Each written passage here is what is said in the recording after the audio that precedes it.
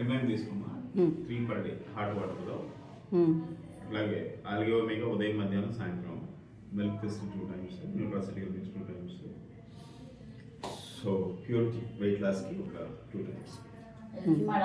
తగ్గుతాయండి, మొత్తం తగ్గిపోతుంది. ఈ స్వెల్లింగ్ వచ్చింది అంటే మరి ఎముక పెరిగింది అన్నారు అంటే డాక్టర్ ఎముక పెరగదు, అది మేడం ఇలా ఉంటుంది కదా షేప్. సో నార్మల్గా ఏంటి, బోన్ డెన్సిటీ బాగుంటే, లివర్ బాగుంటే ఇది అలా మెయింటైన్ అవుతుంది. సో ఎప్పుడైతే బోన్ డెన్సిటీ తగ్గితే ఇలా చిన్న చిన్న హోల్స్ ఉంటాయి బోన్లో, అవి పెద్ద అయిపోతాయి. ఇలా పెద్ద అయిపోయి యూరిక్ యాసిడ్ ఇందులోకి వెళ్ళిపోయి స్వెల్లింగ్ అవుతుంది.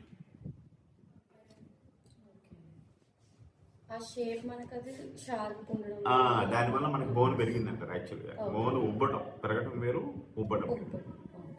సైజెస్ సేమ్, ఓన్లీ దగ్గర స్వెల్లింగ్ వచ్చింది. సో ఇప్పుడు మళ్ళీ మనం ఇందులో యూరిక్ యాసిడ్ అంతా బయటికి ఫ్రెష్ చేయాలి. ఆ తర్వాత బోన్ డెన్సిటీ ఇంక్రీజ్ చేస్తే ఇది చిన్న చిన్నగా లోపలికి వెళ్ళిపోతుంది. It will go to vulgar position. నా సర్జరీ చేస్తే మళ్ళీ పెరుగుతుంది, ఇంకోటి నష్టం లెన్స్ తగ్గిపోతుంది. సర్జరీ ఏమీ అవసరం లేదు, చెప్పినట్టు వాడండి, నొప్పులు తగ్గుతాయి. ఇంజెక్షన్ చేస్తానంటున్నారు అక్కడ, నొప్పులు తగ్గండి, అలాగే అయిపోతుంది. అది రాక్ అయిపోయింది అనుకోండి, ఫ్రీజ్ అయిపోతే అక్కడ ఫంక్షన్ అయిపోతుంది. ప్రస్తుతానికి ఏమి నొప్పి తెలియకపోయినా దాని షేప్ అలానే ఉండిపోతుంది. ఫర్దర్ కాంప్లికేషన్స్ వస్తాయి.